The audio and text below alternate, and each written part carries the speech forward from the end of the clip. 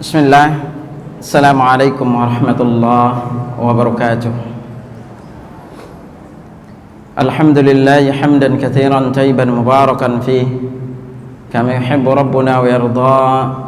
Asyhadu an la ilaha illallah wahdahu la syarika lah wa asyhadu anna Muhammadan abduhu wa rasuluhu la nabiyya ba'dah. Allahumma salli ala Muhammad wa ala alihi wa ashabihi wa man tabi'ahum bi ihsanin ila yaumiddin, amma ba'd.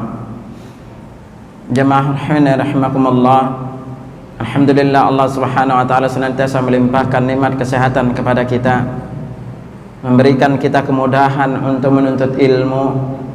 Ketahuilah bahwa kemudahan langkah kaki kita menuntut ilmu, semoga ini menjadi pertanda Allah akan mempermudah langkah kita menuju surga kelak di hari kiamat. Karena Nabi sallallahu alaihi wasallam bersabda, "Man salaka tariqan yaltamisu fihi ilman, sahhalallahu lahu bihi tariqan ilal jannah." Barang siapa yang menempuh jalan menuntut ilmu, maka Allah akan memudahkan baginya jalan menuju surga. InsyaAllah untuk pertemuan kali ini kita akan coba untuk menyinggung amalan-amalan atau 19 cara meninggikan derajat di sorga. Sungguh di dalam sorga itu derajat setiap muslim ketika dia memasuki sorga itu memiliki derajat yang berbeda-beda. Ada yang derajatnya rendah, ada yang derajatnya tinggi, ada yang derajatnya sedang. Begitu juga dengan kenikmatan-kenikmatan surga yang Allah Subhanahu wa taala janjikan kepada kita, maka memiliki tingkatan kenikmatan yang berbeda dengan tingkatan-tingkatan lainnya. Tetapi di balik itu juga ada amal-amal yang dengannya kita bisa meninggikan derajat kita di surga. Tapi juga ada amal-amal yang menjadikan derajat kita kelak dipastikan rendah di surga. Mungkin saja di antara kita berkata, Ustaz, yang penting kan masuk surga. Boleh aja kita berkata seperti gini. Tetapi kalau ada orang yang penting masuk surga, itu pasti kayaknya mampir di neraka dulu. Kalau mau mampir di neraka silahkan. Karena kenapa? Kita lihat orang yang paling akhir masuk surga, alias terendah derajatnya di surga, dan dia masuk neraka, sebagaimana diriwayatkan dari Abu Sa'id Al-Khudri radhiyallahu anhu, Rasulullah sallallahu alaihi wasallam bersabda, "Inna adana ahlil jannati manzilan." Sesungguhnya penghuni surga yang paling rendah tingkatannya, rajulun sarafallahu wajhahu 'anil nar qabla al-jannah, yaitu seorang lelaki yang dibebaskan oleh Allah dari neraka sebelum dimasukkan ke surga. Ini menunjukkan dia itu mampir di neraka dulu. Lalu apa? Wa matsala lahu syajaratan dzata dhillin. Kemudian ditampakkan baginya sebatang pohon rindang. Faqal, kemudian dia berkata, "Ay Rabbi qaddimni ila hadhihi syajarah akunu fi dhilliha." Wahai Rabbku, dekatkan aku kepada pohon itu agar aku bisa bernaung di bawahnya. Wasaqal hadits fi, lalu di antara hadis itu disebutkan yudzakiruhullah sal kadza wa kadza. Lalu Allah mengingatkannya untuk meminta ini. Fa idzan qata'at bihil amani, apabila semua angan-angannya itu sudah terucapkan dan terpenuhi, qala Allah, maka Allah berfirman, huwalaka wa asyratu amthalih, kamu mendapatkan seperti itu dan 10 kali lipatnya. Lalu waqala, kemudian dia berkata, tsumma yadkhulu baitahu fadadkhulu alaihi zaujatan minal hurin ain. Kemudian lelaki ini dimasuki surga dan dia mendapatkan 2 orang istrinya dari bidadari. Jadi yang paling akhir masuk surga hanya dikasih istri 2. Ya, kalau antum puas dengan istri 2 silahkan belakang-belakang masuk surganya. Ya. Lalu fatakulan, kemudian dia berkata, alhamdulillahilladzi ahyaka lana wa ahyana laka. Segala puji bagi Allah yang telah menghidupkan untuk kami, untukmu kami, dan menghidupkan kami untukmu. Qal fayaqul, kemudian hadisnya dilanjutkan, dia berkata, ma u'tiya ahadun mithla ma u'titu. Tidak ada orang yang diberi seperti apa yang aku diberi. Padahal dia cuma dikasih istri 2. Tempatnya itu dalam riwayat lain seluas langit dan bumi 10 kali lipatnya. Jadi yang paling akhir masuk surga itu diberikan tempat tinggal seluas langit dan bumi 10 kali lipatnya. Bagaimana dengan yang awal-awal masuk surga? Nah, ini diantara gambaran terakhir orang yang masuk surga. Dan kalau kita berbicara surga, surga itu memiliki nama, memiliki tingkatan-tingkatan. Dalam hadis lain yang diriwayatkan dari Abu Hurairah radhiyallahu anhu, yang diriwayatkan oleh Imam Tirmidzi dan disahihkan oleh Al-Albani rahimahullah, fil jannati mi'atu darajah. Di dalam surga itu ada 100 derajat tingkatannya. Ma baina kulli darajataini mi'atu am. Perjalanan dari satu tingkat ke tingkat berikutnya itu membutuhkan waktu perjalanan 100 tahun. Kebayang nggak? Kalau nggak kebayang udah diimanin aja. Bayangkan satu tingkatan ke tingkatan berikutnya itu perjalanan 100 tahun.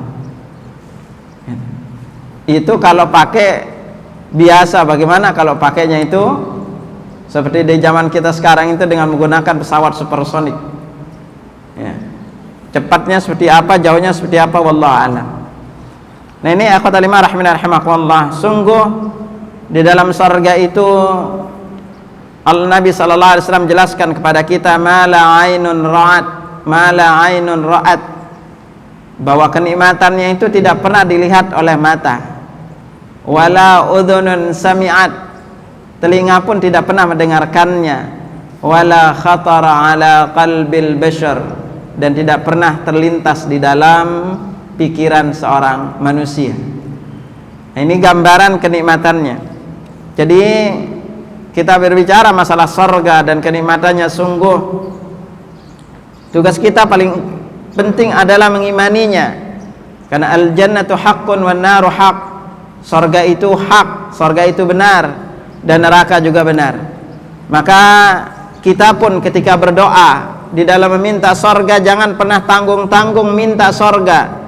Sampai Nabi SAW bersabda, fa idza sa'altumullah, apabila kamu meminta kepada Allah, fas'aluhul firdaus, mintalah kepadanya surga firdaus. Fa innahu wasatul jannah, karena surga firdaus adalah pertengahan surga, wa a'lal jannah, dan surga tertinggi, wa fawqahu arsyur rahman, dan di atasnya itu adalah arsy ar-rahman, wa minhu tufajjaru anharul jannah, dan dari firdauslah memancar seluruh air surga-surga yang lainnya. Ini diantara pentingnya seorang muslim ketika meminta surga, jangan mau yang rendah-rendah, mintalah yang paling tinggi. Karena kita aja kalau ingin misalnya mendapatkan nilai ujian, misalnya kita ingin dapatkan A+, maka paling tidak dengan kita bertekad kuat, ya paling tidak dapat A atau B+ gitu. Tapi kalau niatnya dapat C atau D, paling-paling tidak mendapatkan apa-apa. Maka dari itu jangan hanya perkara dunia saja yang kepingin kita tingkatkan, tetapi mintalah kepada Allah Subhanahu wa taala derajat yang tinggi di surga. Nah, karena itu kita akan fokuskan dulu untuk mengupas amalan-amalan mana saja yang dengannya Allah Subhanahu wa taala akan meninggikan derajat kita di surga, yang dengannya kita bisa mengamalkannya, dan semoga Allah Subhanahu wa taala mengaruniakan kepada kita derajat yang tinggi kelak di surga. Ada sekitar 19 amal saleh yang dengannya Allah akan angkat derajat kita di surga. Ana pilihkan dulu yang gampang-gampang untuk diamalkan sehingga kita bisa mengamalkannya. Kalau nanti tidak selesai, kita akan coba untuk mengupasnya lain waktu sebagai tambahan pembahasan ini. Karena memang di antara derajat yang tinggi di sorga ini, ada yang amalannya itu bahasanya bisa kita lakukan dan gampang untuk dilakukan. Ada memang yang benar-benar membutuhkan perjuangan, terutama yang terkait dengan masalah iman, terutama dan takwa kepada Allah Subhanahu wa taala. Maka dari itu, Anda pilihkan dulu mana yang gampang untuk kita amalkan, sehingga ini menjadikan kita lebih bersemangat untuk mengamalkannya. Dari beberapa riwayat-riwayat baik dari Al-Quran maupun sunnah Nabi Sallallahu Alaihi Wasallam yang menjadikan kita meraih derajat yang tinggi di sorga, di antaranya itu adalah kita akan mulai dari bab salat. Sungguh di dalam salat yang kita lakukan setiap hari, maka terdapat banyak posisi-posisi amal yang jika kita lakukan dengan benar akan menjadi penyebab utama Allah Subhanahu wa taala meninggikan derajat kita di sorga. Yang paling penting yang pertama itu adalah, kalau yang terkait dengan salat adalah kita mendirikan salat. Nah, kata mendirikan salat, ikhwatal iman, salat itu dikenal atau dalam bahasa dikatakan aqama yuqimu iqamah. Kata iqamah itu artinya kita melakukan salat itu memenuhi syaratnya, lalu rukun-rukunnya, dan juga melakukan wajib-wajibnya dengan benar. Dan kita juga salat sesuai dengan apa yang dicontohkan oleh Nabi Sallallahu Alaihi Wasallam. Maka dari itu, ketika kita belajar sifat salat Nabi Sallallahu Alaihi Wasallam dan melakukannya sesuai dengan tuntunan Rasulullah Sallallahu Alaihi Wasallam, dengan melakukan rukunnya, sunnahnya, dan wajib-wajibnya, maka ini akan mendekatkan kita kepada mendirikan salat. Karena itu Allah Subhanahu Wa Taala firmankan kepada kita dalam surah Al-Anfal ayat 2 sampai 4. Innamal mu'minuna alladzina idza dzukirallahu wajilat qulubuhum wa idza tuliyat 'alaihim ayatuhu zadatuhum imana wa 'ala rabbihim yatawakkalun. Sesungguhnya orang-orang yang beriman itu adalah orang-orang yang apabila disebut nama Allah gemetarlah hati mereka, dan apabila dibacakan kepada mereka ayat-ayat Allah bertambahlah iman mereka. Mengapa? Dan kepada Rabbnya lah mereka bertawakal. Siapa aja mereka? Alladzina yuqimunas shalah wa mimma razaqnahum yunfiqun, yaitu mereka orang-orang yang mendirikan salat dan menyedekahkan sebagian harta yang diberikan kepada mereka. Ulaika humul mu'minuna haqqa, mereka itulah orang atau sebenar-benar orang mukmin. Lakum darajatun 'inda rabbihim, dan mereka memiliki derajat-derajat yang tinggi di sisi Rabb mereka. Wa maghfiratun wa rizqun karim, dan mereka mendapat ampunan dan rezeki yang mulia. Nah, ini akhwatul iman rahimakumullah. Kenapa? Ketahuilah bahwa hal penting yang harus diperhatikan oleh setiap muslim, jangan hanya mencukupkan diri sekedar sholat. Kita mungkin udah puluhan tahun sholat. Coba aja sekarang misalnya ibu-ibu bertanya, udah hafal nggak bacaan sholat artinya? Bu, udah hafal belum? Udah hafal belum?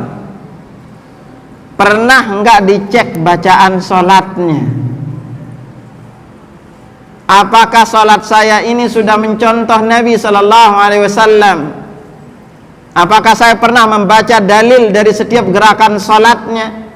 Maka ini juga pertanyaan-pertanyaan penting untuk kita tanyakan kepada diri kita. Betapa banyak di antara kaum muslimin sholat itu hanya sekedar melepas kewajibannya, sehingga kadang-kadang sholat yang penting udah selesai saja. Padahal perkara sholat di hari kiamat adalah perkara besar, karena dia adalah amalan yang pertama akan Allah hisab kelak di hari kiamat.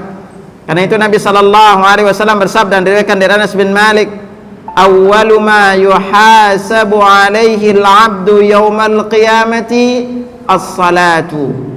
Hal pertama yang dihisab atas seorang hamba di hari kiamat kelak adalah salat. Fa in saluhat salaha lahu sairu amalih.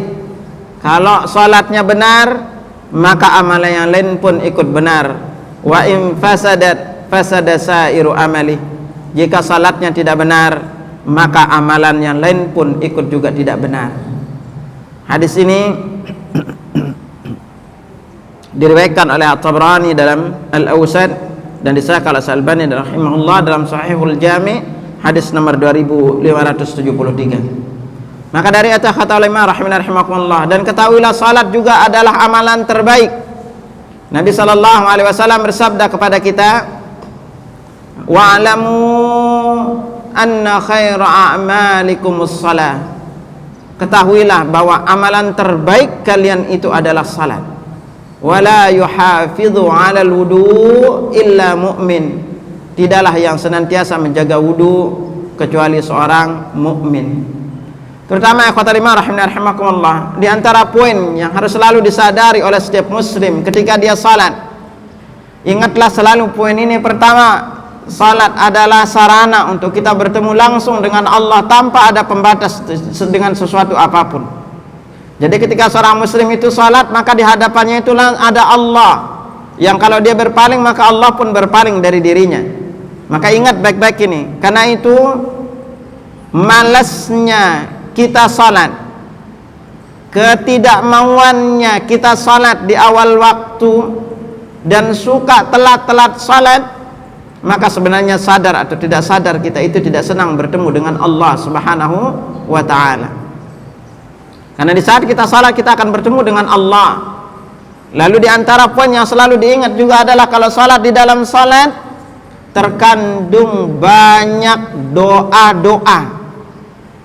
Bahkan seorang muslim dalam 5 kali dia salat, kalau dia membaca variasi doa di dalam salat, entah itu doa istiftah, lalu doa ruku, sujud, lalu diantaranya juga duduk antara dua sujud, lalu sebelum salam, maka sungguh tidak kurang dari sekitar 100 macam doa yang dia minta kepada Allah Subhanahu wa ta'ala.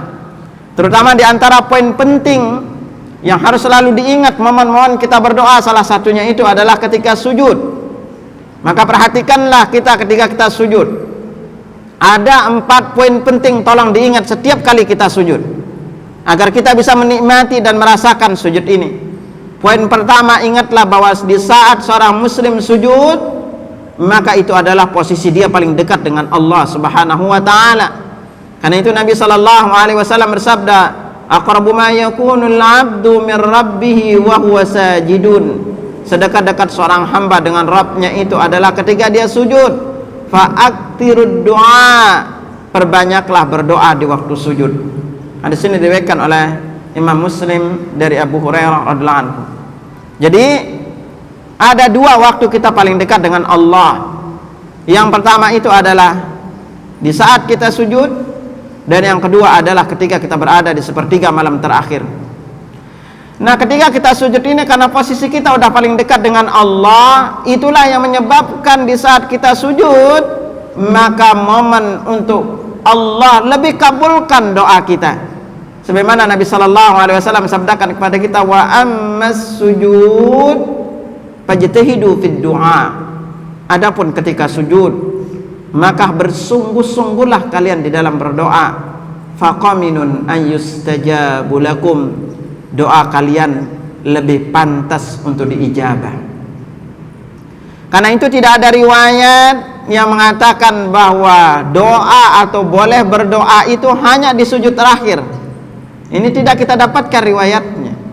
Jadi berdoa yang dianjurkan itu adalah setiap kali kita sujud, dan tidak ada pengecualian sujud terakhir itu hanya kita dekat dengan Allah, tapi enggak, setiap kali kita sujud. Dan justru melamakan sujud terakhir khusus untuk berdoa, maka ini menyalahi sifat salat Nabi sallallahu alaihi wasallam. Maka manfaatkan kalau bisa, kita setiap kali kita sujud itu doa kita beda-beda. Usahakan paling tidak jamaah menghafal 8 doa. yang bisa dimanfaatkan untuk didoakan ketika sujud. Di antara beberapa doa, setelah kita membaca misalnya subhana rabbiyal a'la, kita baca 3 kali. Ada doa sujud juga yang kita baca, yang diriwayatkan dari Jabir bin Abdullah, bunyinya adalah Allahumma ufirli dzambi kullahu. Ya Allah, ampuni seluruh dosaku, diqqahu wa jillahu, yang kecil dan yang besar, wa awwalahu wa akhirahu, yang pertama dan yang terakhir, wa alaniyatahu wa sirrah, yang aku lakukan terang-terangan dan tersembunyi. Ini termasuk di antara doa sujud. Kalau bisa, sekali lagi, setiap sujud itu setelah membaca doa sujud, manfaatkan untuk berdoa, walaupun doanya pendek, walaupun kita hanya mengatakan rabbighfirli wa liwalidayya, atau kita baca warhamhuma kama rabbayani shaghira, atau hanya membaca ini aja warhamhuma kama rabbayani shaghira, atau kita membaca doa yang lainnya. Dan doa yang paling banyak Nabi baca itu ada 2 di antaranya. Pertama, sebagaimana diriwayatkan dari Anas bin Malik, doa yang paling banyak beliau baca adalah Allahumma atina fid dunya hasanah wa fil akhirati hasanatan wa qina adzabannar. Nah, kalau ayatnya bilangnya Rabbana atina fid dunya hasanah wa fil akhirati hasanatan wa qina adzabannar. Dan di antara doa yang beliau banyak baca juga, ya muqallibal qulub tsabbit qalbi ala dinik, wa ya musarrifal qulub sarrif qalbi ala ta'atik. Kalau ibu bapak punya banyak utang, manfaatkan momen sujud untuk berdoa minta utang.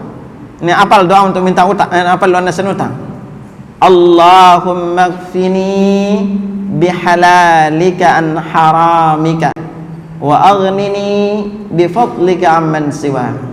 Ya Allah, cukupkan aku rezeki yang halal dari yang haram, wa aghnini bifadlika amman siwa, cukupkan aku dengan karuniamu dari meminta kepada orang lain.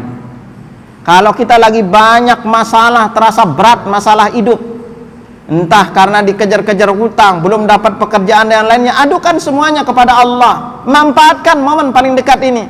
Bisa kita membaca Allahumma rahmataka arju fala takilni ila nafsi tarfata ain wa aslih li sya'ni kullah la ilaha illa anta. Ya Allah, aku sangat mengharapkan rahmat-Mu. Fala takilni ila nafsi tarfata ain, jangan engkau bebankan beban hidup ini seluruhnya, jangan engkau lepaskan aku walaupun sekejap mata. Wa aslih li sya'ni kullah, perbaiki kondisiku. La ilaha illa anta, tidak ilah yang berhak diibadahi dengan benar selain engkau. Jadi usahakan, ibu-ibu yang kepingin anaknya jadi soleh atau solehah, maka caranya itu gunakan doa-doa juga yang dari Al-Quran. Kita bisa membaca juga untuk doa orang tua kita. Kalau kita kepingin keturunan kita dijadikan soleh atau solehah, pakai surat Ibrahim ayat 40. Rabbi ja'alni muqimas salati wa min dzurriyyati Rabbana wa taqabbal du'a. Untuk doa orang tua pakai 41-nya. Rabbana ufirli wa liwalidayya wa lil mu'minina yauma yaqumul hisab. Jadi manfaatkan, usahakan paling tidak kita menghafal 8 doa yang bisa kita baca ketika kita sujud. Lalu di antara momen penting yang selalu diingat oleh seorang muslim ketika sujud, bahwa seorang muslim di saat dia ruku dan sujud, ini adalah momen dosa-dosanya itu jatuh berguguran.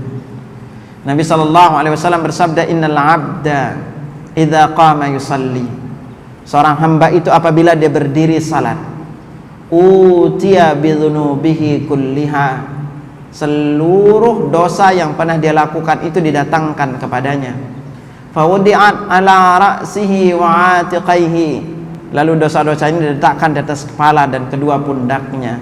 Fakullama raka'a wa sajada, dan setiap kali dia ruku dan sujud, tasaqatat anhu, dosa-dosanya itu jatuh berguguran. Jadi nikmati detik-detik dosa kita berguguran.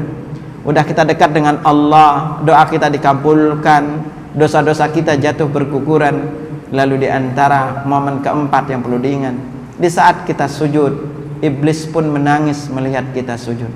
Iblis berkata, ya waili, celakalah aku. Umira bnu Adam bis sujud fasajada falahul jannah. Anak Adam itu disuruh sujud, dia mau sujud, baginya sorga.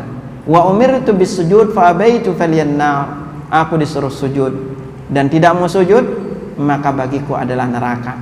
Jadi iblis ikhwatal iman. Makanya kalau kita lihat, kita itu seringkali diganggu oleh iblis. Itu adalah di saat kita sholat. Kalau bapak ibu lagi jalan-jalan ke mall nggak terlalu diganggu. Ini coba aja berdiri sholat. Kalau berdiri sholat baru mengatakan Allahu Akbar, udah sebentar macam-macam yang diingat. Kunci yang hilang ketemu dalam sholat. Itu ada aja yang kita ingat. Gitu. Kenapa? Ini kita diganggu di saat kita sholat. Lalu di antara momen penting tempat berdoa, ikhwatal iman, yang ini dianjurkan adalah yaitu di saat kita duduk antara dua sujud. Nabi SAW itu melamakan duduk antara dua sujud untuk berdoa. Sebagaimana hadis diriwayatkan oleh Al-Hakim dan ini adalah lafaznya, lafaz tambahan dari riwayat Abu Dawud. Kalau membaca doa duduk antara dua sujud, tolong bacanya pelan. Di riwayat Al-Hakim bunyinya, tambahan riwayat Abu Dawud, Allahumma ufirli, atau bisa kita pakai Rabbi depannya, Rabbi ufirli warhamni wajburni warfa'ni wahdini wa'afini warzuqni. Ingat, doa yang paling sering kadang-kadang kita minta itu adalah rezeki dan kesehatan. Justru rezeki dan kesehatan ini udah dijamin tempatnya di dalam duduk antara dua sujud ini. Dalam salat kita udah minta rezeki itu minimal 17 kali. Bahkan kesehatan juga minimal 17 kali. Tapi sayang kebanyakan kaum muslimin nggak cukup minta 17 kali. Minta lagi di luar salat rezeki. Karena saking seringnya minta rezeki, anaknya pun dinamain dengan nama rezeki, anaknya. Nah ini. Lalu ya ikhwatal iman rahimanallah, perhatikanlah salat. Karena sungguh Nabi SAW mengancam kepada orang-orang yang malas salat, Allah pastikan dia mampir ke neraka. Karena nanti orang-orang yang telat-telat masuk surga, mampir ke neraka itu, ketika dia masuk surga itu masih dikenal dia itu pernah mampir ke neraka. Sebagaimana Allah firmankan di dalam surat Al-Mudaththir, para penghuni surga bertanya, ma salakakum fi saqar? Kenapa kamu masuk ke neraka saqar? Jawaban pertamanya, qalu lam naku minal musallin. Dulu kami tidak termasuk orang yang mendirikan salat. Maka dari itu ikhwatal iman, banyak sisi-sisi di dalam salat itu yang bisa meninggikan derajat kita. Setelah kita mendirikan salat, maka di antara momen kita juga ditinggikan derajat kita lewat salat adalah di saat kita pergi ke masjid dengan melangkahkan kaki. Jadi catat nih, ke masjid dengan langkah kaki. Sungguh melangkahkan kaki menuju masjid untuk salat jamaah dalam keadaan wudu, tolong ingat poinnya, dalam keadaan wudu, itu tidak kurang dari antara 10 sampai dengan 12 keutamaannya. Salah satunya sebagaimana yang diriwayatkan dari Abu Hurairah radhiyallahu anhu, yang diriwayatkan oleh Imam Bukhari dan Muslim, Rasulullah sallallahu alaihi wasallam bersabda, ala adullukum ala ma yamhullahu bihi khataya wa yarfa'u bihi darajat.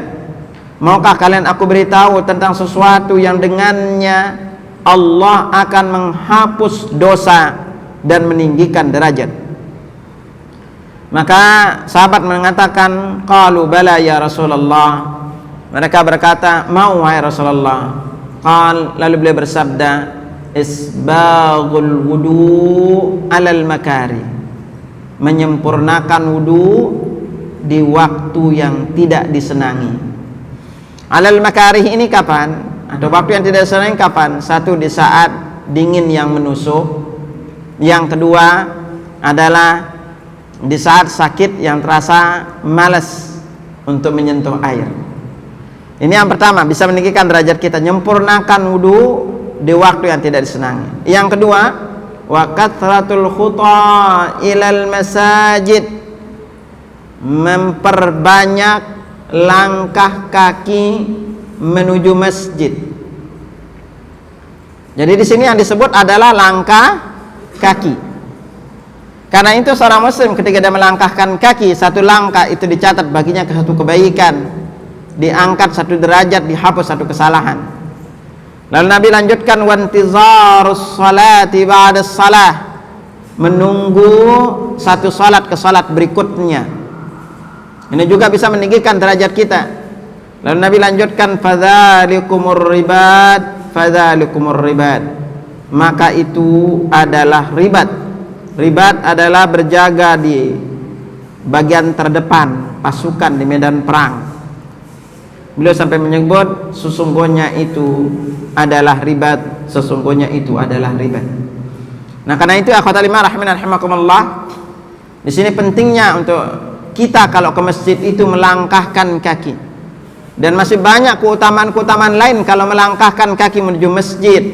Di antaranya hadis lain yang diriwayatkan dari Abu Umamah Al-Bahili radhiyallahu anhu, Rasulullah sallallahu alaihi wasallam bersabda, "Man kharaja min baitihi mutatahhiran ila salatin maktubatin fa ajru ka ajril hajjil muhrim." Barang siapa yang keluar dari rumahnya dalam keadaan wudu untuk salat wajib, itu pahalanya seperti pahala haji yang berihram. Jadi ini pentingnya sekali lagi jamaah, kalau kepingin tiap hari mendapatkan pahala haji yang berihram, langkahkan kaki aja ke masjid. Dan semakin jauh langkah kaki kita dari rumah menuju masjid, maka pahalanya juga semakin besar. Makanya nanti kalau beli rumah, jangan beli rumah dekat masjid, beli rumahnya agak jauh dikit. Dan biasakan ke masjid itu jangan pakai kendaraan, karena yang dihitung itu di sini langkah kaki. Wallahu alam, anda belum temukan dalil putaran rodanya dihitung gitu. Langkahkan kaki ke masjid. Semakin jauh, bahkan Nabi SAW dalam hadis lain jelaskan kepada kita, inna a'zaman nasi ajran fis salati ab'aduhum ilaiha manshan fa ab'aduhum. Allah yang paling besar pahalanya di dalam salat jamaah adalah yang paling jauh langkah kakinya, kemudian yang paling jauh. Perawi hadisnya Abu Hurairah ditanya mengapa? Karena lebih banyak pahala yang dia dapatkan. Maka dari itu bahkan dalam hadis lain juga yang panjang yang menjelaskan perkara ini, Nabi sallallahu alaihi wasallam bersabda, "Man sarrahu an yalqallaha ghadan musliman falyuhafidh ala haula'i salawat haitsa yunadi bihin."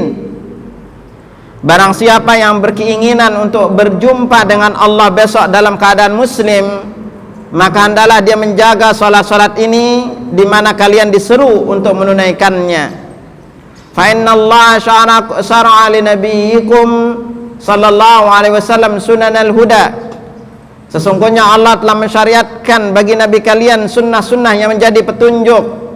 Wa innahunna min sunanil huda. Dan sesungguhnya salat-salat itu termasuk di antara sunnah-sunnah petunjuk. Walau annakum sallaitum fi buyutikum kama yusalli hadzal mukhtalif fi baitihi la taraktum sunnata nabiyyikum. Dan sungguh jika kalian salat di rumah-rumah kalian, ancaman nih kepada orang-orang yang malas ke masjid. Dan sungguh jika kalian salat di rumah-rumah kalian, dan sebagaimana yang dilakukan oleh orang yang menyelisihi ini atau yang tidak salat ke masjid, dan dia salat di rumahnya, la taraktum sunnata nabiyyikum, sungguh kalian telah meninggalkan ajaran nabi kalian. Walau taraktum sunnata nabiyyikum la dhalaltum, dan jika kalian meninggalkan ajaran nabi kalian, maka sungguh kalian akan tersesat. Wa ma min rajulin yatatahharu fayusinut tuhur, tidaklah seorang itu bersuci lalu dia membaguskan bersucinya, tsumma ya'midu ila masjidin min hadhil masajid, kemudian dia menyengaja menuju masjid-masjid yang ada, illa kataballahu lahu bikulli khutwatin yakhtuha hasanah, melainkan setiap langkah kaki yang ia langkahkan Allah catat baginya satu kebaikan. Wa yarfa'uhu biha darajah, Allah angkat baginya satu derajat. wa yahuttu anhu biha sayyi'ah, dan Allah hapus baginya satu kesalahan. Nah, ini istimewanya akhwat iman. Jadi semakin banyak langkah kaki kita menuju masjid, ini akan meninggikan derajat kita dan juga akan menghapus kesalahan-kesalahan kita. Nah, ini baru dalam tataran langkah kaki aja udah besar pahalanya. Belum dalam riwayat lain, kalau kita ke masjid, kita itu berkunjung ke rumah Allah. Nabi sallallahu alaihi wasallam bersabda, "Man atal masjid fahuwa zairullah." Barang siapa yang mengunjung masjid, maka dia itu adalah tamu Allah. Wa haqqun 'alal mazur an yukrimaz zair. Merupakan kewajiban yang dikunjungi untuk menghormati yang mengunjunginya. Jadi ketika kita ke masjid, kita itu adalah tamu di antara tamu Allah. Nah, setelah kita mendirikan salat, lalu kita melangkahkan kaki menuju masjid, dari antara amalan yang dengannya Allah Subhanahu wa taala mengangkat derajat kita adalah mengisi shaf yang jarang. Sekali lagi, mengisi shaf yang renggang. Ketahuilah akhwatal iman rahimani rahimakumullah, masalah shaf adalah perkara yang sering disepelekan oleh kaum muslimin. Kalau kita salat berjamaah lalu kita tidak mau menyambung shaf, maka kita kehilangan 8 macam kebaikan. Sekali lagi nih, tolong diingat. Apabila kita salat jamaah lalu kita tidak mau menyambung shaf, maka kita kehilangan 8 macam kebaikan. Nah, bagaimana mengukur shaf itu sambung dan rapat? Maka kita sudah diberikan gambaran sebagaimana diriwayatkan dari Nu'man bin Bashir radhiyallahu anhu. Nabi sallallahu alaihi wasallam pernah bersabda, "Sawwu sufufakum." Luruskan shaf-shaf kalian. Lalu Nabi lanjutkan, "Wallah la tuqimanna sufufakum aw la yukhalifanallah baina qulubikum." Sungguh jika apa kalian meluruskan shaf-shaf kalian, kalau tidak maka Allah akan menjadikan hati-hati kalian itu bercerai-berai. Lalu Nu'man bin Bashir berkata, "Fara'aitur rajula yulziku mankibahu bimankibi sahibihi wa rukbatahu bi rukbati sahibihi wa ka'bahu bi ka'bihi." Lalu aku melihat laki-laki menempelkan pundak dengan pundak saudaranya, lutut dengan lutut saudaranya, mata kaki dengan mata kakinya. Jadi ini adalah gambaran untuk kita meluruskan shaf. Jadi apabila kita melihat shaf, maka yang jadi ukurannya itu adalah mata kaki kita ke belakang atau tumit. Kalau panjang kaki kita itu berbeda-beda panjangnya. Kalau depan jadi ukurannya pasti tidak akan sesuai. Nah, jadi di sini Nu'man bin Bashir memberikan kita syarat untuk dikatakan shaf itu lurus. Pertama itu adalah pundaknya dulu bertemu, baru paling tidak kakinya. Nah, jangan kaki dulu. Makanya kita kalau berdiri salat nggak boleh kaki kita rapat. Yang bapak-bapak nggak boleh kakinya itu miring ke sebelah kanan atau kiri. Maka kita membuat lurus, hadapkan badan kita dan kaki kita menghadap ke arah kiblat. Nah, kalau kita nggak lurus shaf kita, kaki nggak ketemu, pundak nggak ketemu, maka kita kehilangan 8 macam kebaikan. Yang pertama yang akan hilang itu adalah bahwa salat kita itu nggak sempurna.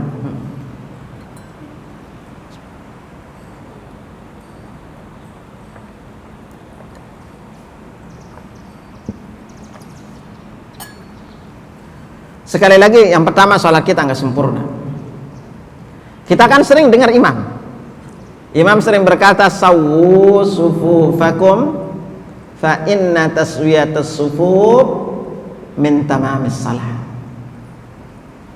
Luruskan dan rapatkan shaf-shaf kalian, karena lurus dan rapatnya shaf itu bagian dari kesempurnaan salat. Maka dari itu kalau kita enggak, sekarang kita ditanya nih, apa arti rapat? Bu, apa arti rapat? Apa arti rapat? Hah? Kalau bahasa Indonesia arti rapat apa? Rapat gitu. Rapat. Kalau bahasa Indonesia rapat itu pasti nempel. Tidak dikatakan rapat kalau enggak nempel. Tapi ternyata kebanyakan kaum muslimin enggak ngerti ternyata bahasa Indonesia. Tetap aja disuruh rapat pada enggak mau. Jadi kalau kita enggak saf, kita enggak rapat, kita kehilangan satu, salat kita itu enggak sempurna. Yang kedua, orang yang tidak meluruskan safnya tidak diangkat derajatnya. Sebagaimana diriwayatkan dari Aisyah radhiyallahu anha, Nabi sallallahu alaihi wasallam bersabda, "Man sadda furjatan fi saffin." Barang siapa yang menutup celah saf yang renggang, rafa'ahullahu biha darajatan. Allah angkat derajatnya. Ini yang kedua. Yang ketiga keutamanya, wa bana lahu baitan fil jannah. Allah bangunkan baginya sebuah rumah di sorga. Udah diangkat derajat, dibangunkan lagi sebuah rumah di sorga. Ini yang ketiga. Yang keempat, orang yang tidak menyambung shaf maka tidak didoakan oleh, tidak diselawati oleh Allah dan para malaikatnya. Sebagaimana sebuah hadis yang diriwayatkan dari Al-Barra bin Azib radhiyallahu anhu, Nabi sallallahu alaihi wasallam bersabda, "Innallaha wa malaikatahu yusalluna 'alal ladzina yasiluna as-sufuf." Sesungguhnya Allah dan para malaikatnya bersalawat atas orang-orang yang menyambung shaf. Menyambung. Nah, kalau namanya nyambung harus nempel. Lalu lebih lanjut Nabi sabdakan, "Wa ma min khutwatin ahabba ilallah min khutwatin yamshihal 'abdu yasilu biha saffan." Tidak ada langkah yang lebih dicintai oleh Allah daripada langkah seorang hamba untuk menyambung shaf. Hadis ini diriwayatkan oleh Abu Dawud, Ibnu Khuzaimah dan disahkan oleh Al-Albani rahimahullah dalam Sahih Targhib wa Tarhib, hadis nomor 507. Ini yang ke, udah berapa Bu? 4 apa 6? Oh, baru 4. Yang ke 5, orang yang tidak menyambung shaf maka dosa-dosanya tidak diampuni. Karena itu Nabi sallallahu alaihi wasallam bersabda, "Man sadda furjatan fi saffin ghufira lahu." Barang siapa yang menutup atau menutup celah-celah shaf yang renggang, maka Allah ampuni dosa-dosanya.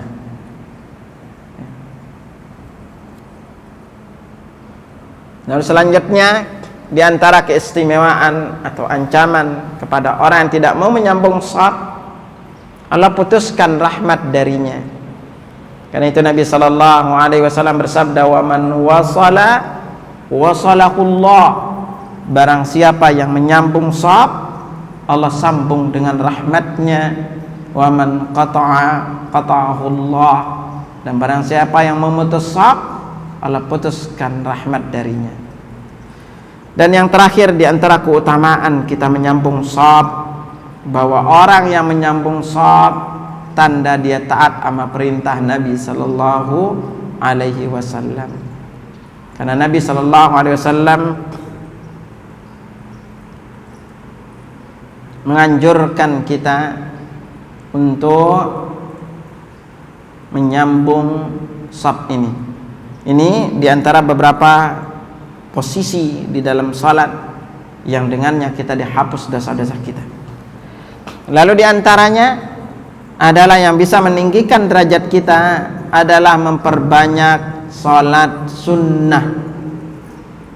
Jadi dengan semakin banyak kita melakukan salat sunnah, di antara ujung salat itu adalah sujud. Maka kita mendapatkan riwayat tidaklah seorang muslim sujud dengan sekali sujud, melainkan Allah angkat derajatnya dan hapus kesalahannya. Karena itu Nabi sallallahu alaihi wasallam bersabda yang diriwayatkan Ubadah bin Samit radhiyallahu anhu, "Ma min 'abdin yasjudu lillahi sajdatan." Tidaklah seorang hamba melakukan sujud dengan sekali sujud atau dengan sekali sujud aja, illa kataballahu lahu biha hasanah, melainkan Allah catat baginya satu kebaikan, wa khatta anhu biha sayi'ah, dan hapus baginya satu kesalahan, wa rafa'allahu lahu biha darajah, dan Allah angkat baginya satu derajat. Fa'aktirus sujud, maka hendaklah kalian banyak melakukan sujud. Hadis ini diriwayatkan Imam Ahmad, At-Tirmidzi, An-Nasa'i, Al-Baihaqi dalam Syu'abul Iman, dan juga At-Tahawi. Disahkan Al-Albani rahimahullah dalam Sahihul Jami' hadis nomor 5724.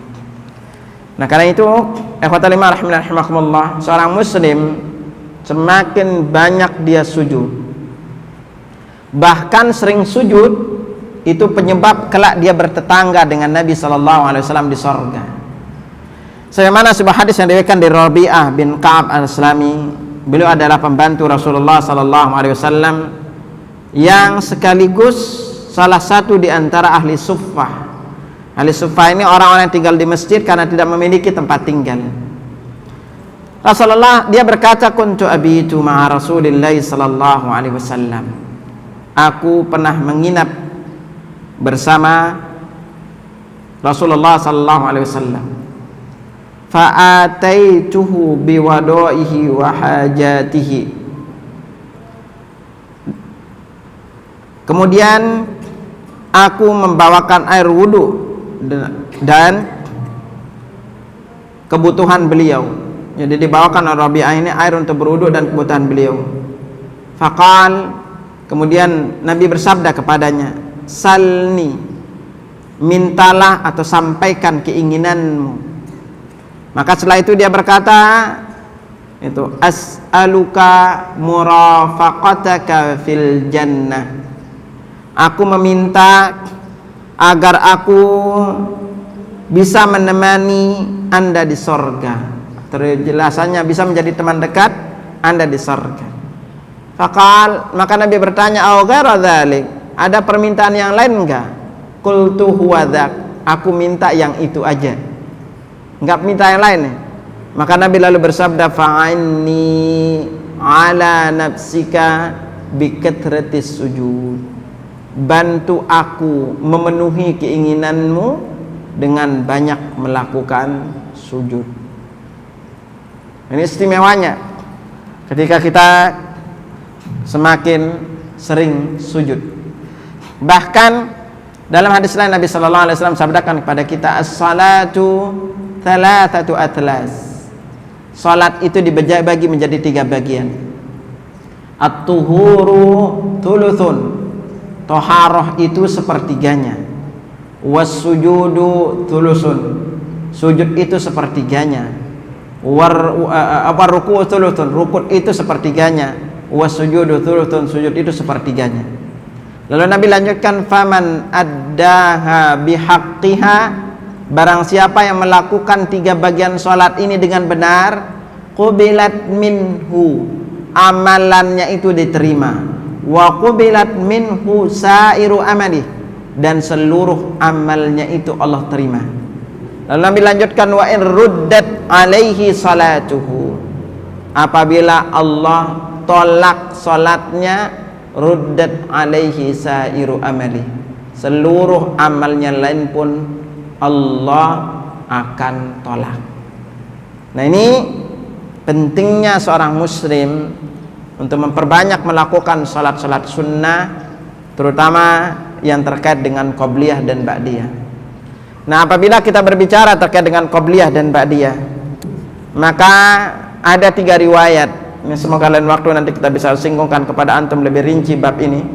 Tapi perlu antum ketahui bahwa qabliyah dan ba'diyah, riwayat yang sampai kepada kita itu ada 3 riwayat. Pertama, jumlahnya itu adalah 10 rakaat. Ini diriwayatkan dari Ibnu Umar radhiyallahu anhuma. Dia berkata, hafiztu minan Nabi sallallahu alaihi wasallam 10 rakaat. Aku menghafal dari Nabi sallallahu alaihi wasallam itu sebanyak 10 rakaat. Rakaataini qabla subhi qabla al-zuhri wa rakaataini ba'da. 2 rakaat sebelum zuhur dan 2 rakaat setelahnya. Wa rakaataini ba'da al-maghribi fi baitihi wa rakaataini ba'da al-isya'i fi baitihi. 2 rakaat setelah salat maghrib di rumahnya dan 2 rakaat sebelum salat 2 rakaat setelah salat maghrib di rumahnya dan 2 rakaat setelah salat isya di rumahnya. Wa rakaataini qabla salatis subhi, dan 2 rakaat sebelum salat subuh. Ini diriwayatkan oleh Ibnu Umar radhiyallahu anhuma, yang diriwayatkan oleh Imam Al-Bukhari dan Muslim. Lalu di antara juga riwayat kedua adalah jumlahnya itu adalah 12 rakaat. Nah, kalau yang 12 rakaat ini adalah penyebab kita dibangunkan sebuah rumah di sorga.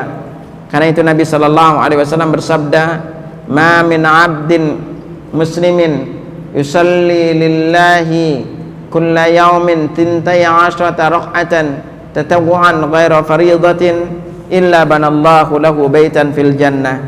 Tidaklah seorang muslim salat setiap hari, salat sunnah dilakukan karena Allah sebanyak 12 rakaat, Allah akan bangunkan baginya sebuah rumah di sorga. Nah, ini istimewanya kita ikhwatal iman salat 12 rakaat ini. Lalu mana yang 12 rakaat ini?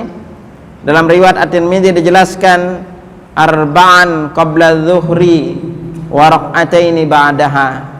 4 rakaat sebelum zuhur dan 2 rakaat setelahnya.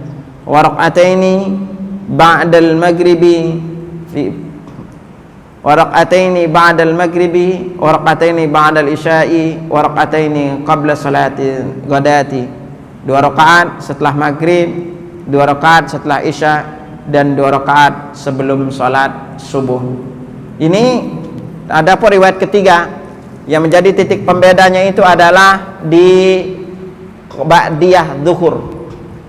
Jadi kalau ba'diyah ini atau qabliyahnya boleh dilakukan 2 atau 4. Ba'diyahnya juga boleh kita lakukan 2 atau 4. Adapun kalau kita lakukan 4 sebelum zuhur dan 4 setelahnya, maka ini menjadi sarana untuk kita diharamkan masuk ke dalam api neraka. Sebagaimana Nabi sallallahu alaihi wasallam sabdakan pada kita yang diriwayatkan dari Ummu Habibah radhiyallahu anha, yang diriwayatkan Abu Dawud, At-Tirmidzi, Nasai dan Ibnu Majah serta Imam Ahmad. Nabi sallallahu alaihi wasallam bersabda, arba'u raka'atin man hafadha ala arba'i raka'atin qabla dhuhri wa arba'i raka'atin qabla dhuhri wa arba'in ba'daha harramahullahu 'alan nar. Barang siapa yang senantiasa menjaga 4 rakaat sebelum zuhur dan 4 rakaat setelahnya, Allah haramkan dia masuk ke dalam api neraka. Nah, ini tinggal dipilih jemaah. Mau 10 silahkan. Tapi kalau untuk yang 10 tidak dijelaskan keutamaan khusus.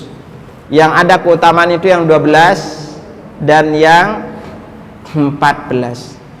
Bagaimana cara melakukannya yang 4 ini? Riwayat Imam Bukhari dan Muslim mengatakan, riwayat pertama mengatakan salatul laili matna matna. Salat di waktu malam itu 2-2. Tapi ada tambahan dari At-Tirmidzi dan Ibnu Khuzaimah, salatul laili wan nahar matna matna. Jadi salat di waktu pagi dan malam atau siang dan malam itu adalah 2-2. Masih banyak keutamaan lain sebenarnya dari salat sunnah ini yang perlu jamaah ketahui agar ini bisa menjadi penyemangat bagi kita untuk senantiasa memperbanyak melakukan salat sunnah.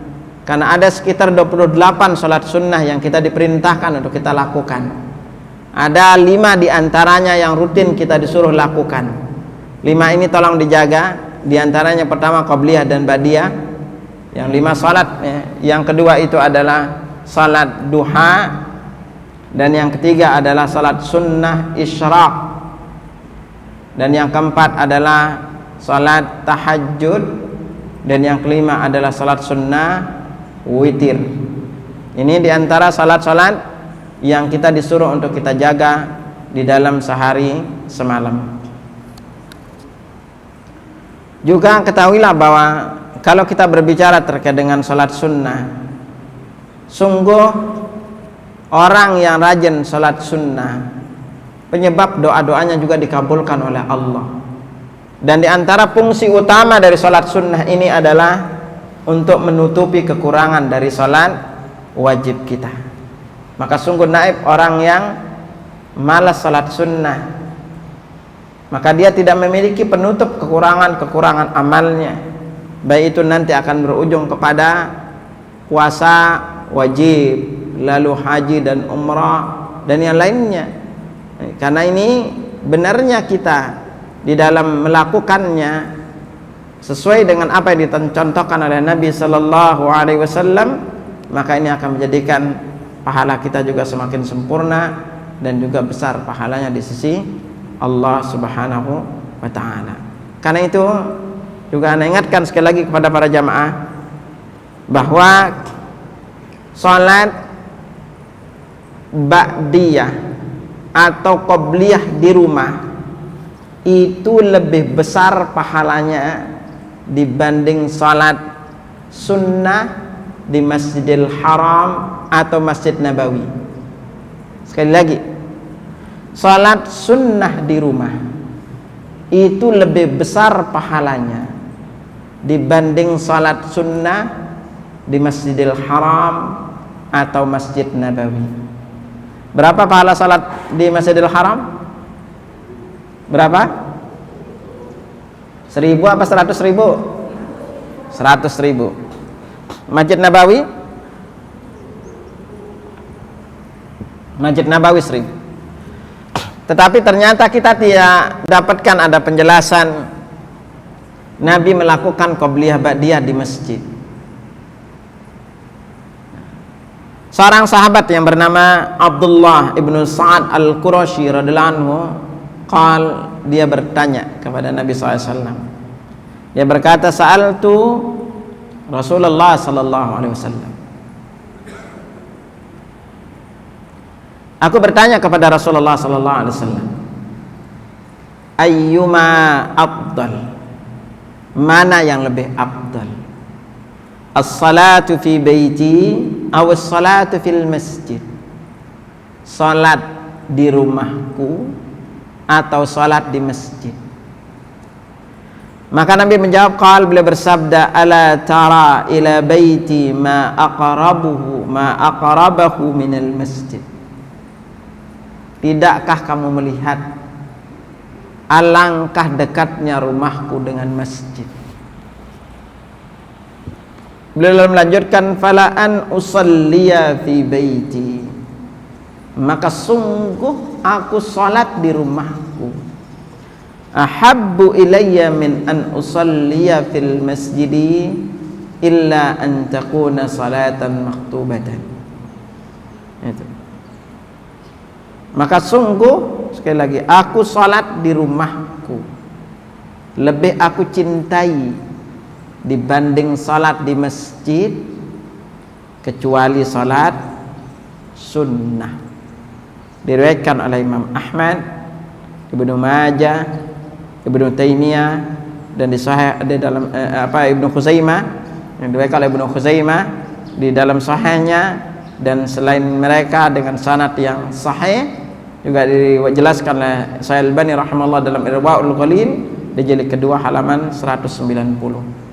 Bahkan banyak hadis-hadis lain juga yang diriwayatkan seperti dari Zaid bin Thabit radhiyallahu anhu, Nabi sallallahu alaihi wasallam bersabda, sallu ayyuhan nas fi buyutikum, salatlah wahai sekalian manusia di rumah-rumah kalian, fa inna afdalas salati salatul mar'i fi baitihi illa al-maktubah, karena sungguh sebaik-baik salat seseorang itu adalah di rumahnya kecuali sholat wajib.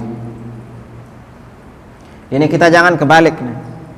Ibu-ibunya yang banyak ke masjid, maka ibu-ibu beritahu suaminya, kalau malas ke masjid jangan jadi lelaki solehah.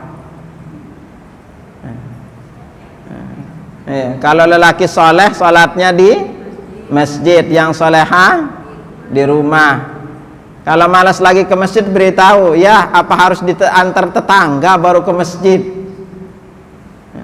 Nanti kalau udah diantar tetangga bukan untuk sholat jamaah, tapi disolatin secara berjamaah. Sungguh bahwa laki-laki itu diantara ciri dia akan dipastikan meninggal husnul khotimah adalah rajin ke masjid. Jadi kalau ada laki-laki malas ke masjid, maka Allah biarkan di mana aja dia meninggal dunia. Ya. Tapi ketika kita rajin ke masjid untuk sholat di awal waktu, maka ini sebuah keistimewaan bagi seorang muslim. Nah karena itu ikhwatal iman rahimani rahimakumullah, jaga baik-baik salat sunnah. Jaga baik-baik salat sunnah. Karena banyak keutamaan dari salat ini.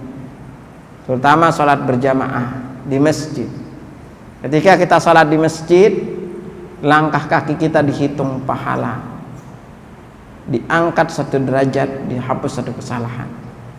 Lalu bolak-baliknya dari rumah menuju masjid, dari rumah menuju masjid dengan syarat kita berwudu, kita dihitung salat. Pulangnya juga nanti dihitung juga seperti orang yang sedang salat. Maka dari itu ini bisa menjadi motivasi bagi kita untuk senantiasa banyak mendatangi masjid. Ini masalah salat. Lalu diantara amalan yang ringan yang bisa kita lakukan untuk meninggikan derajat kita, Anda sengaja sekali lagi pilihkan dulu yang ringan-ringan, yang gampang dilakukan. Selanjutnya itu adalah berdoa atau kesolehan orang tua. Itu juga berpengaruh kepada anaknya. Maka dari itu sekali lagi kita sebagai umat Muhammad sallallahu alaihi wasallam, ketika orang tua kita jadi orang yang saleh, maka kelak akan dikumpulkan dengan anak cucunya yang saleh-saleh ini. Ini yang menjadikan mereka itu lebih bahagia, dan kita juga bisa meninggikan derajat orang tua kita di sorga dengan lebih sering untuk memohonkan ampun untuk orang tua kita. Anda bacakan sebuah hadis agar menjadi penyemangat bagi kita, agar kita senantiasa jangan lupa untuk memohonkan ampun untuk orang tua kita. Sekali lagi, kesolehan orang tua itu akan menjadikan derajat anak itu juga tinggi di sorga. Sebagaimana diriwayatkan dari Ibnu Abbas, dia berkata yang artinya sesungguhnya Allah mengangkat derajat anak keturunan seorang mukmin sejajar dengan derajatnya, meskipun mereka lebih rendah dengan amalnya daripadanya, demi menyejukkan pandangannya dengan mereka. Kemudian beliau membaca ayat yang berbunyi walladzina amanu wattaba'athum dzurriyyatuhum biimanin alhaqna bihim dzurriyyatahum wa ma alatnahum min amalihim min syai' kullu mri'in bima kasaba rahin. Orang-orang yang beriman yang anak cucu mereka mengikuti mereka dalam keimanan, kami hubungkan anak cucu mereka dengan mereka, dan kami tidak mengurangi sedikit pun dari pahala amal mereka. Tiap manusia terikat dengan apa yang dikerjakannya. Dalam riwayat lain dia juga berkata mereka adalah anak keturunan seorang mukmin yang meninggal dalam keadaan beriman. Jika tingkatan ayah mereka lebih tinggi, maka mereka didekatkan kepada ayah mereka tanpa mengurangi amalan yang pernah mereka lakukan sedikit pun. Nah karena itu dalam hadis lain diriwayatkan dari Abu Hurairah radhiyallahu anhu, seorang itu diangkat derajatnya di sorga Nabi bersabda, innar rajula laturfa'u darajatuhu fil jannah. Seseorang itu diangkat derajatnya di surga. Fayaqul, kemudian dia bertanya, anna li hadza, dari manakah aku mendapatkan ini? Fayuqal, dikatakan kepadanya, bistighfari waladika laka, karena anakmu senantiasa memohonkan ampun untukmu. Ana ingatkan kepada para jamaah, rajin-rajin berdoa untuk orang tua. Ana singgungkan adapun doa yang mungkin selama ini sering kita baca. Coba apa doa untuk orang tua, Bu? Apa doa untuk orang tua? Rabbighfirli wali walidayya warhamhuma kama rabbayani shaghira. Doa ini pernah baca di mana? Doa ini pernah dibaca di mana? Hah? Ada dalam Al-Quran atau hadis? Hah? Lapas seperti ini ada dalam Al-Quran? Hah? Kalau ada dalam Al-Quran, di ayat apa tempatnya? Ketahuilah, ini agar jamaah juga tahu. Lapas doa mengatakan Rabbighfirli wali walidayya warhamhuma kama rabbayani shaghira. Doa ini tidak terdapat di dalam Al-Quran maupun hadis. Enggak ada satupun lapas doa dari Nabi dalam Al-Quran maupun hadis bunyinya seperti ini. Nah, kita kan udah diajarin dari kecil. Anak diajarin juga gitu. Ketahuilah doa ini itu sebenarnya potongan dari 2 ayat. Enggak boleh ibu bapak mengatakan bahwa ini dari Nabi. Enggak, ini potongan 2 ayat.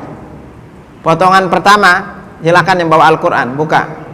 Rabbighfirli wali walidayya, itu potongan dari surat Nuh ayat 28. Asli doanya Rabbighfirli wali walidayya waliman dakhala baitiya mu'minan walil mu'minina wal mu'minat wala tazidil zalimina illa tabara.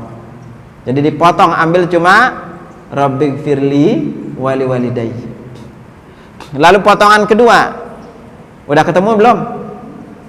Nah, potongan kedua, warhamhuma kama rabbayani shaghira, itu adalah potongan dari surat Isra surat 17 ayat 24. Kalau ayatnya bunyinya wahfid lahuma janahadzulli minar rahmah. Nah, ini baru asli doanya bunyinya. Wa qul rabbirhamhuma kama rabbayani shaghira. Jadi doanya bunyinya rabbirhamhuma kama rabbayani shaghira. Lalu digabungkanlah dua-duanya dengan potongan ini jadi doa Rabbighfirli wali walidayya warhamhuma kama rabbayani shaghira. Nah, doa yang paling komplit untuk orang tua itu ada di dalam surat 14 ayat 41. Jadi ingat aja 14:41, yaitu surat Ibrahim ayat 41. Bunyinya apa? Makanya Ibnu Katsir berkata ini doa paling komplit. Rabbana ufirli wali walidayya walil mu'minina yauma yaqumul hisab. Jadi doa ini sering baca doa ini ya. Dan jangan ajarkan ke anak gabungan doa itu lalu kita tidak jelaskan dari mana asalnya. Nanti anak juga menyangka itu seolah-olah dari Al-Quran maupun hadis.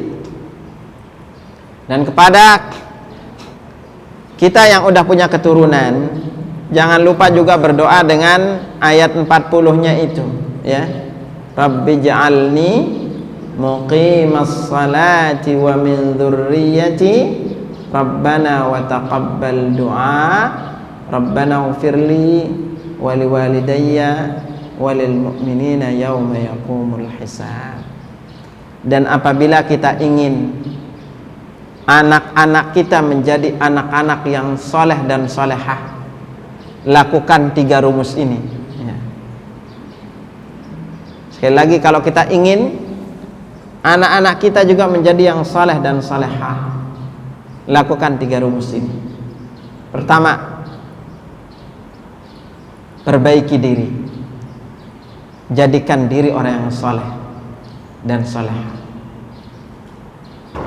Karena orang tua itu adalah contoh.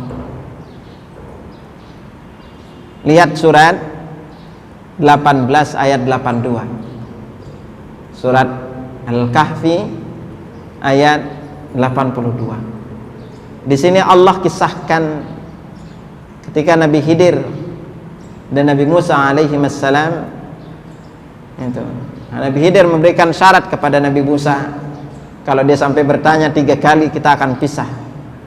Lalu ketika dia bertanya 3 kali terkait dengan masalah tembok atau rumah yang roboh yang ingin dibangun kembali, maka Musa lalu bercerita tentang perkara itu.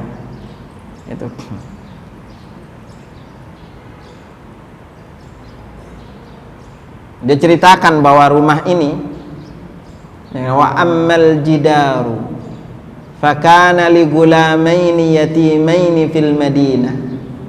Adapun tembok yang mau roboh ini, rumahnya ini adalah milik 2 anak yatim yang ada di kota ini.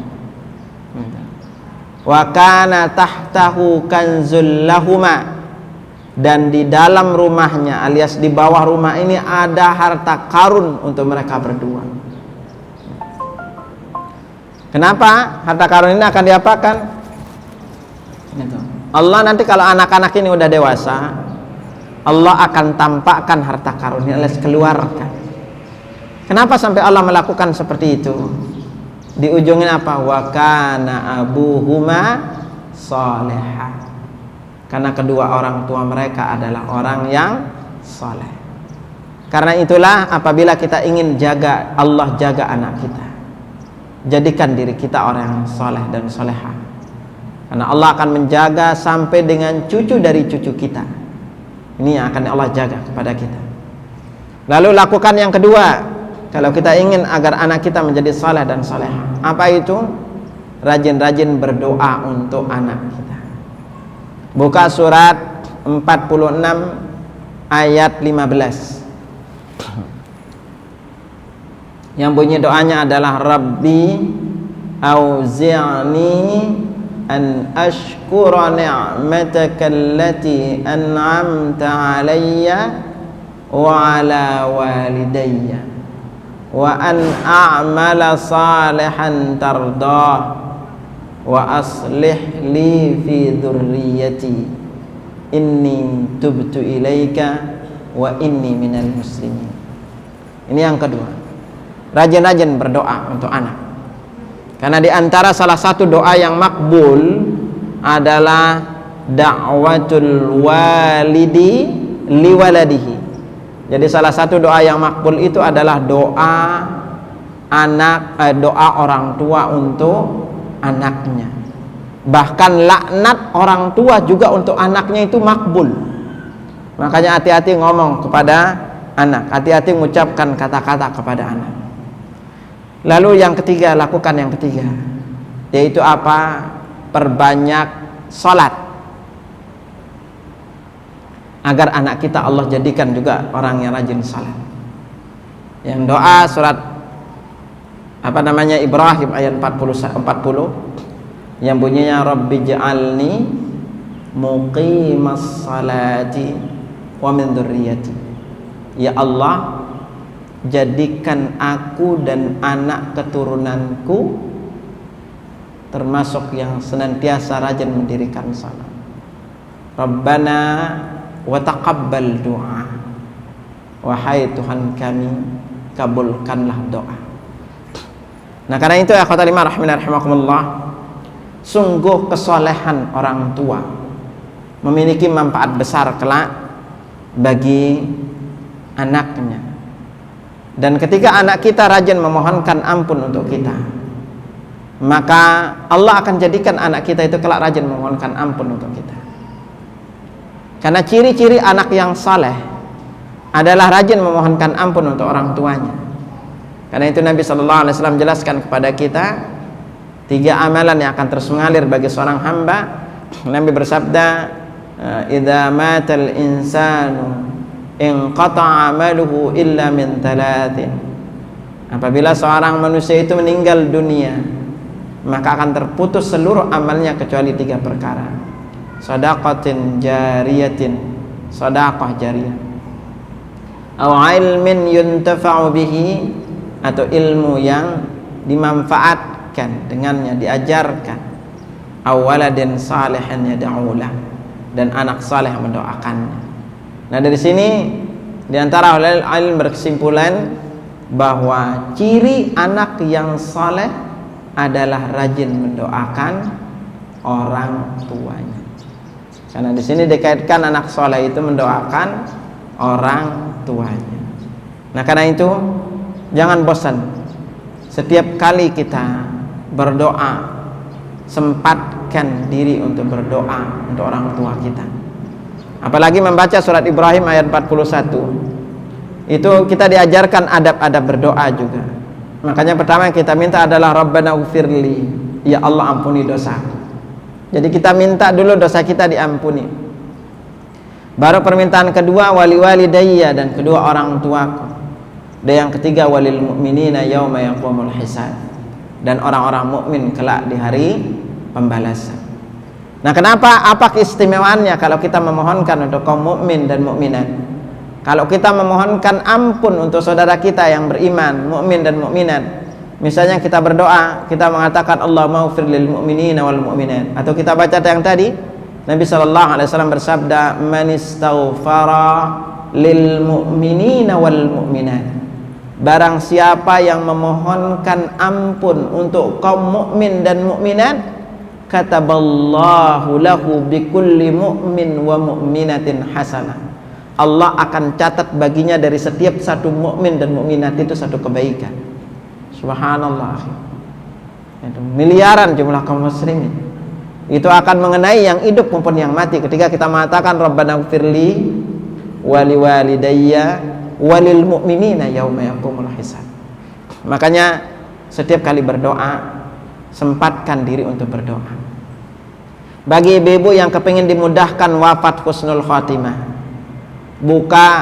berdoalah dengan doa Nabi Yusuf alaihissalam, surat 12 ayat 101. Di antara ujungnya bunyinya tawaffani musliman wa alhiqni bis salihin, wafatkan aku dalam keadaan muslim dan pertemukan aku dengan orang-orang saleh. Dan kalau ibu ingin kelak ketika udah meninggal dunia yang diingat kebaikan-kebaikannya saja, yang baik-baik aja yang diingat gitu kan oleh orang-orang yang pernah bergaul dengan kita, pakailah doa Nabi Ibrahim dalam surat 26 ayat 83 sampai 85 ya. Bunyi doanya, Rabbi habli hukman wa alhiqni bis salihin, ya Allah ajarkan aku ilmu dan pertemukan aku dengan orang-orang saleh. Waj'al li lisana sidqin fil akhirin, dan jadikanlah aku tutur kata yang baik untuk orang-orang yang datang setelahku.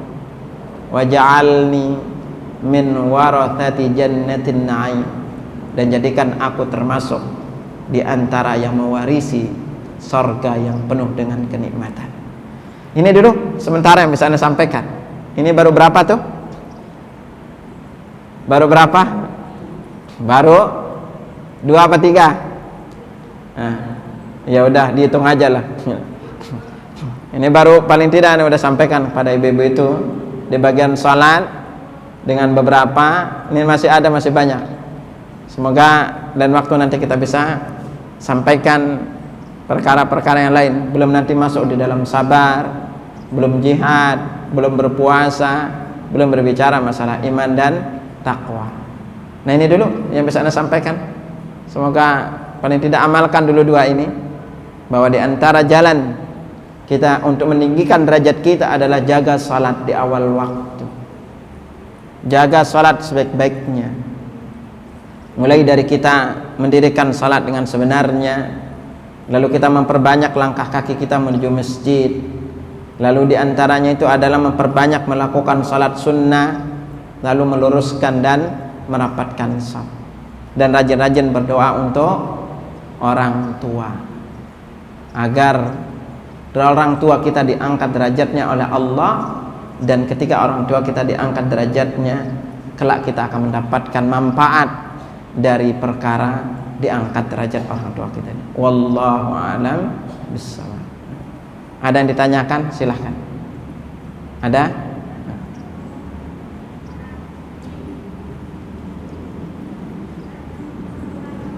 Gak kedengar.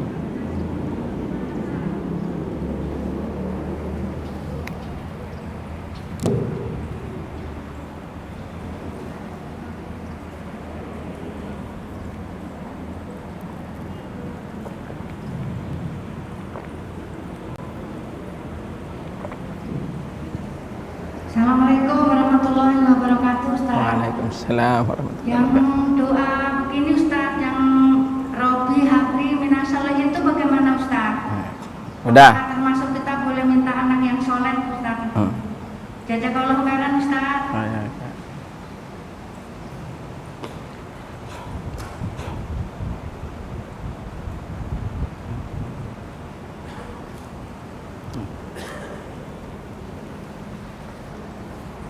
Bismillah.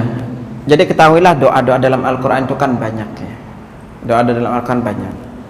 Salah satunya bagi kita yang belum atau kepingin dikaruniai anak juga bisa berdoa Rabbi habli minas salihin. Kalau yang belum punya anak, rajin-rajin baca doa Rabbi la tadharni fardan wa anta khairul warithin. Ya Allah, jangan engkau biarkan aku sendirian, dan engkau adalah sebaik-baik yang memberikan keturunan.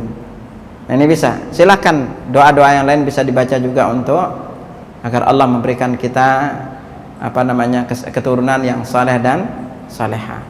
Nah, terutama karena itu diantara salah satu karunia Allah kepada kita adalah diantara bentuk rahman dan rahiman Allah kepada kita, Allah menyuruh kita berdoa, dan Allah yang berjanji doa kita dikabulkan.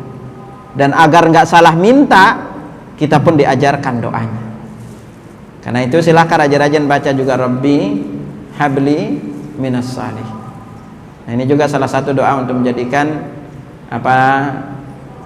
keluarga kita agar jadi saleh-saleh. Juga kita bisa baca Rabbana hablana min azwajina wa dzurriyyatina qurrata a'yun waj'alna lil muttaqina imama.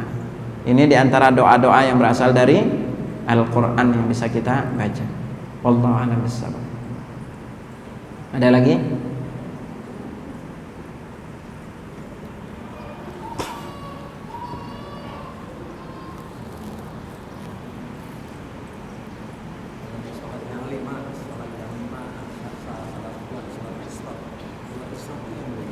Oke, ayo.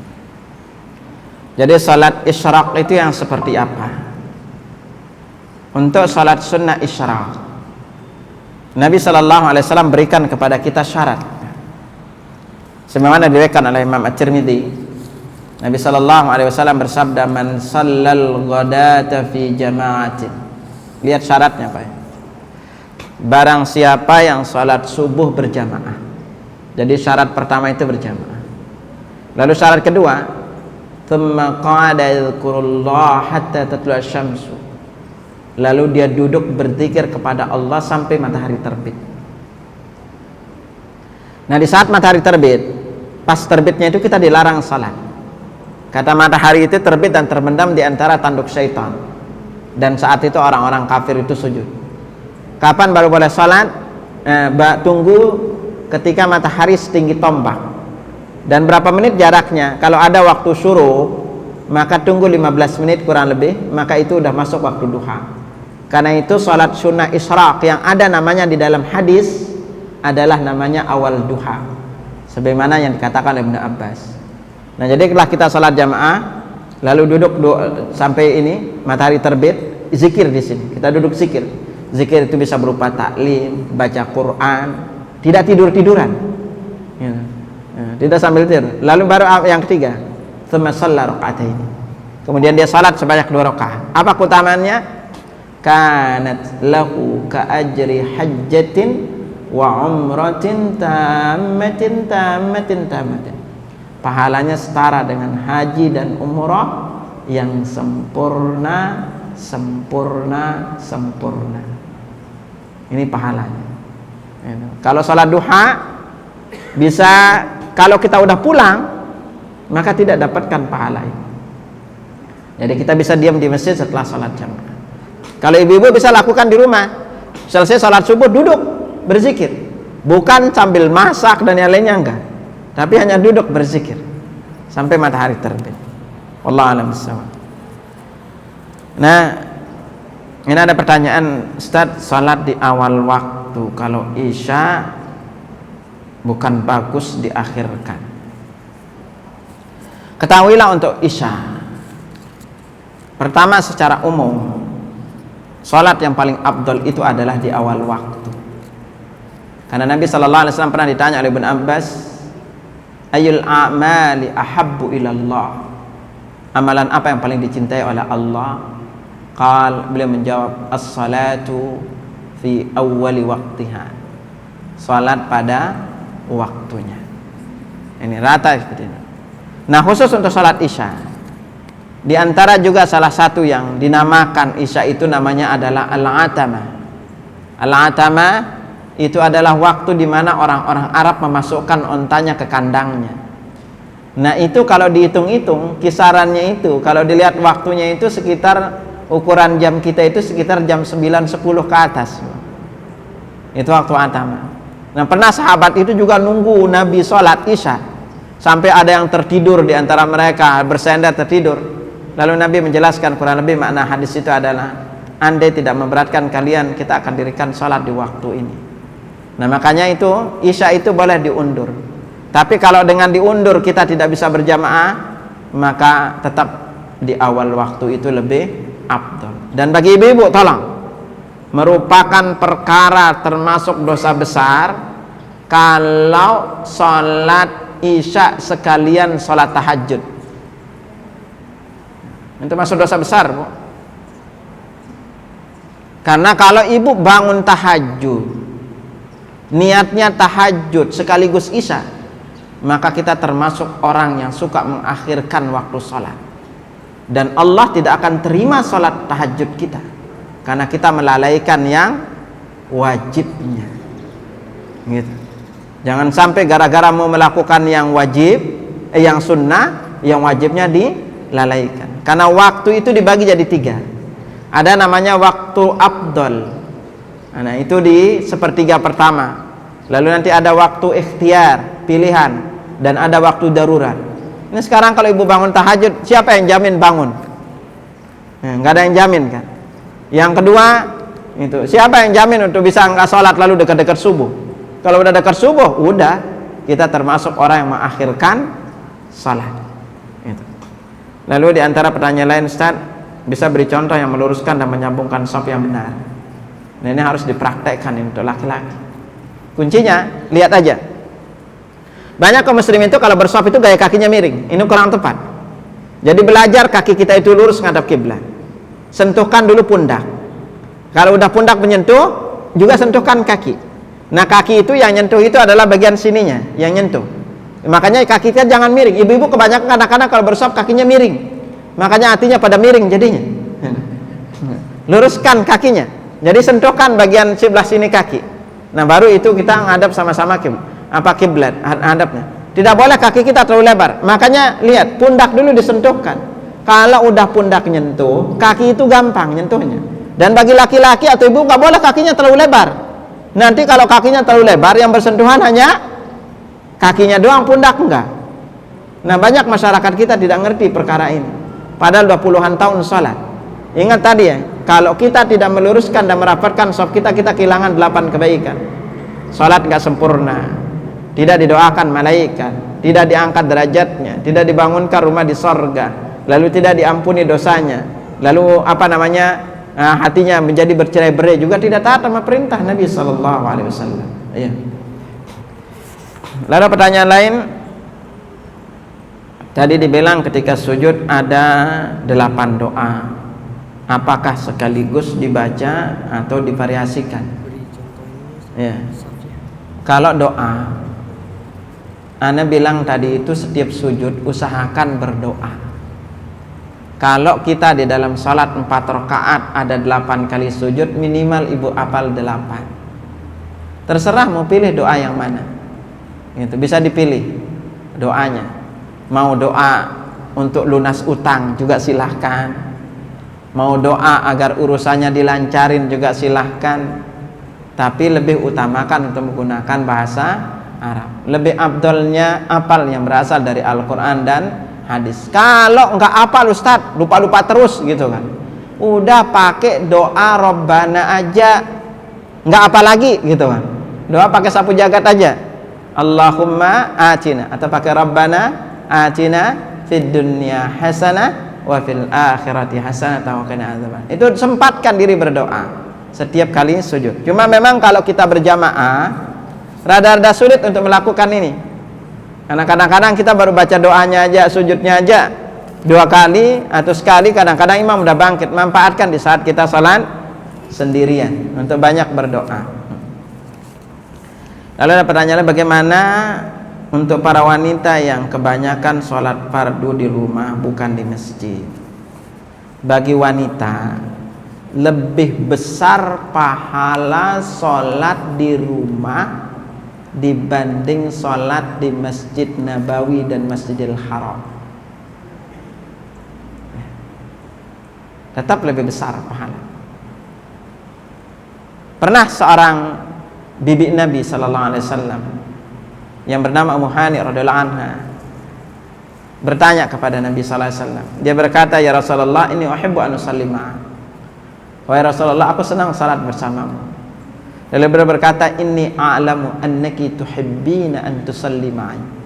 Aku tahu kamu itu senang salat denganku. Dan Nabi lanjutkan, "Wa salatuki fi baitiki khairul laki min salatiki fi masjidi." Salatmu di rumahmu lebih baik dibanding salat di masjidku. Jadi ibu-ibu kalau mau dapatkan pahala salat ke masjid, suruh aja suami ke masjid. Jangan kebalik, ibu yang ke masjid, suami sholat di rumah. Ini kebalik ini mah, gitu kan. Suruh suami ke masjid. Kalau udah suruh suami ke masjid, maka wanita itu mendapatkan semua pahala yang didapatkan laki-laki. Karena Nabi sallallahu alaihi wasallam bersabda, "Ad-dalu ala khairin kafa'ili." Orang yang menunjukkan kepada kebaikan, pahalanya sama dengan yang melakukan kebaikan tersebut. Doa terbaik untuk hamba yang sedang perjalanan taubat. Perjalanan kemana nih? Maka kuncinya sekalian, kalau kita bertaubat itu perbanyak istighfar. Banyak-banyak melakukan istighfar dan sering-sering melakukan kebaikan. Karena Nabi sallallahu alaihi wasallam, Allah firmankan kepada kita, innal hasanati yudhibna sayyi'at. Sesungguhnya kebaikan itu menghapus keburukan-keburukan. Iringi dengan banyak melakukan sujud. Nanti semoga lain waktu kita bisa kupas 200 cara menghapus dosa. Jadi menghapus dosa itu ada cara-caranya. Salah satu lewatnya itu adalah lewat wudu. Wudu itu juga salah satu yang menggugurkan dosa-dosa kita. Ada pertanyaan lagi, Allah tidak ampuni dosa orang yang tidak menyambung shaf. Bukannya tidak diampuni, Bu. Ya, artinya dosanya itu orang yang bershaf. Salah satu di antara keutamaan shaf itu adalah diampuni dosanya. Jadi sarana kita meraih ampunan dosa adalah diampuni lewat shaf. Ketika shaf kita rapat, Allah akan hapus dosa-dosa kita. Nah, gitu. Ada sekitar 200 cara menghapus dosa. 200 cara yang bisa kita lakukan untuk menghapus dosa kita. Lalu Ustaz, maksudnya setelah sholat isya tidak boleh apa nih? Tidak boleh apa nih? Berkata-kata, apa itu? Tidak, dalam hadis itu dijelaskan adalah Nabi itu tidak senang itu Nabi itu kalau tidur itu cepat, dan kita tidak dianjurkan terlalu sering lama-lama tidur, berjaga-jaga yang tidak perlu. Tapi kalau karena nuntut ilmu misalnya itu dibolehkan, kalau karena misalnya dia belajar itu dibolehkan. Tapi kalau dia hanya tidak punya kesibukan, apalagi sibukkan diri dengan nonton aja, lalu nontonnya bola sampai tengah malam, itu lalu menjadikan dirinya telat sholat subuh, ini termasuk perkara yang kita dilarang untuk kita lakukan, ya. Ada pertanyaan, Ustaz, ada hadis tentang teman-teman surga, teman-teman surga, teman-teman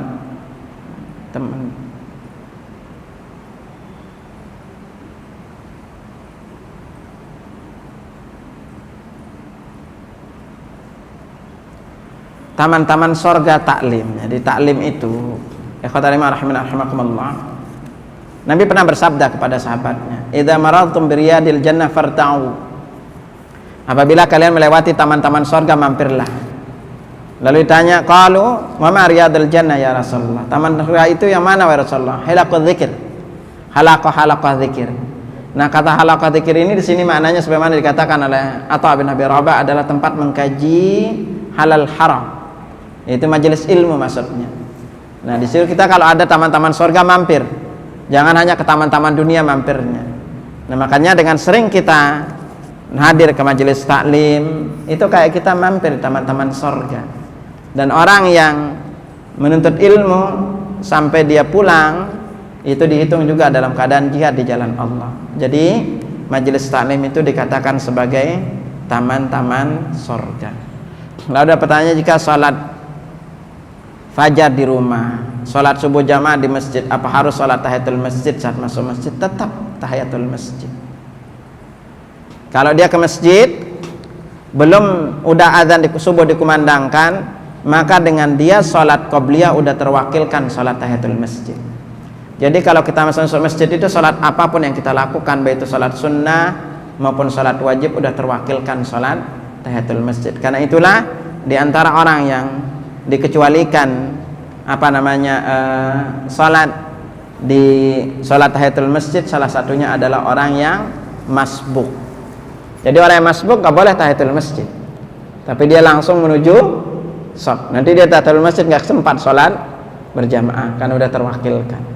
Wallahu a'lam bishawab. Kita cukupkan dulu sampai di sini ya. Semoga ini baru 2. Semoga nanti lain waktu kita lanjutkan pembahasannya. Dari ana sekian, subhanakallahumma wa bihamdika asyhadu an la ilaha illa anta astaghfiruka wa atubu ilaik. Assalamualaikum warahmatullahi wabarakatuh.